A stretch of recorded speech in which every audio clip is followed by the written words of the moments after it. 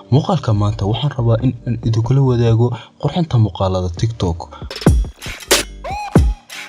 السلام عليكم ورحمة الله تعالى وبركاته والسلام دمان أصحابتك كحدن كانالك عبد السميع ستيفلر ميل كستو أدك جوجتان دافع الدنيا هدي أي تاي مركي كوريسي أسو بوقتين فضلا سو دو كم دقو أصحابتي هذا مقال كمانتا وحن ربا إن إدكل وداغو قرحنتا مقالة تيك توك وبرنامج كيشانات aan kaga hadlayo qurxinta muuqaalada TikTok ama fiidiyowga shanaad aan kaga hadlayo waxaan soo isticmaalnay applications aad u fara badan iyo triggers ku jira dhammaan applicationadaas waxaad ka heli kartaa dhamaantood playlistiga ay ku qoran tahay TikTok. Haddaba waxaan isticmaali doonaa labada application ee loo yaqaano VN Video Editor. applicationka labaad waxaa loo yaqaanaa Breakwall. dhamaantood waxaad ka heli kartaa linkiga hoose link in description.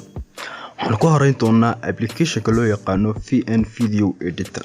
VN Video Editor muuqaalo badan ayaan ka sameeyay. Open project ayaa dhahaysaa, sidoo kale new project dad kasta way garanaysaa marka la bilaabayo. muuqaalo yar ayaan ku diyaariyay gudihiisa. dhamaantiin waa fahmaysaan qaabka loo soo geliyo muuqaalada, maaha wax ku cusub. muuqaalo badanna waan kaga hadlay. muuqaaladan ayaan ku diyaariyay gudaha ama dhexda siga loo yaqaano VN Video Editor. VN Video Editor wuxuu ka mid yahay applicationada ugu wanaagsan ee lagu hagaajiyo muuqaalada.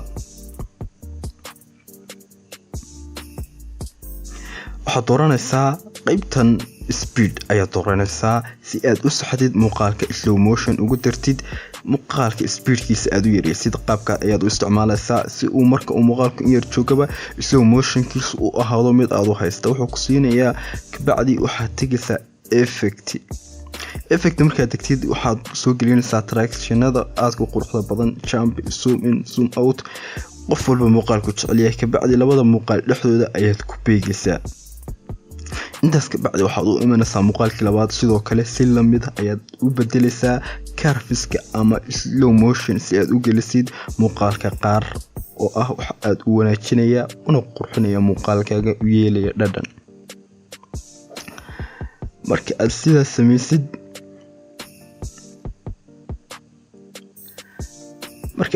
dhammaan muuqaaladaada dhan qaabkaas ayaad u gelisaa si ay u noqdaan muuqaalo aad u qurux badan.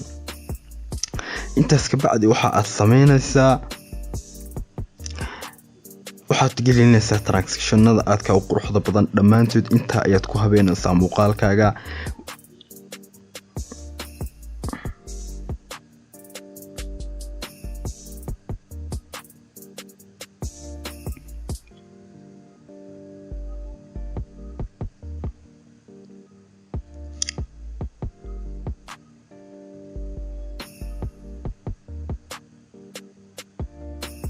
haddaba waxaan u gudbi doonaa applicationka labaad oo loo yaqaano Breakwall. applicationkan sidoo kale waxaad kala degi kartaa linkiga hoose. waxaad ku samayn kartaa muuqaalada aad ku quruxda badan. sidoo kale si lamid ah ayaad u soo gelinaysaa project ugu diyaarinaysaa muuqaalka aad u baahantahay ayaad soo gelinaysaa. muuqaalkan applicationkan wuxuu aad ugu wanaagsan yahay kala gareynta muuqaalada, kaas oo ku siinayo bahalo aad u qurux badan. waxaa jira qaybtan loo yaqaano kalarka.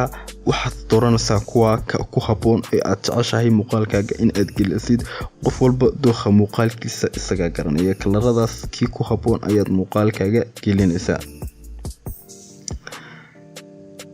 waxaa ku jira kalaro aad u qurux badan, golden hour, focus, waxyaabo aad u qurux badan, kuwo leh transactiono la socdo. markaas kalaradaas aad ka quruxda badan ayaad soo gelinaysaa. qof walba isaga garanaya kalarka uu ku qurux badan yahay muuqaalada uu sameynayo. sidoo kale laguma sameeyo kaliya TikTok, sidoo kale waxaad ku sameyn kartaa short film. ama haddii aad u baahan tahay waxaad tegaysaa adjust ayaad dooranaysaa si aad adigu muuqaalka u habaysid.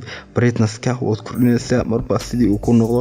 sidoo kale contrastiga, sidoo kale muuqaalka waxyaabaha yaryar oo dhan ayaad ku daranaysaa. qof kasta uu fahmayaa. sidoo kale haddii saturationkiisu ka yaryahay ku badi. sidoo kale ku badi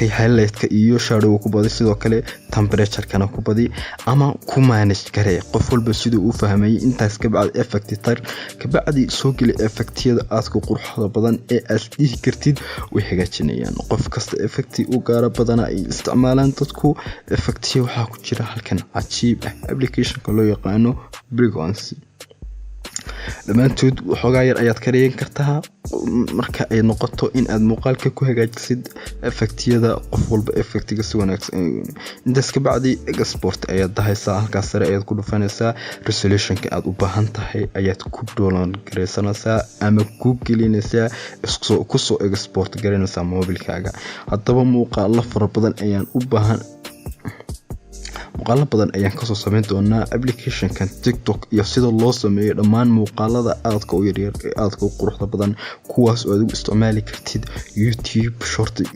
muuqaalo yaryar Instagram iyo TikTok iyo meel kastoo media kamid ah intaas ayaan kusoo gabagabeynaya saaxiibayaal muuqaalkeeni aan ka hadlayay qurxinta muuqaalada TikTok waayahay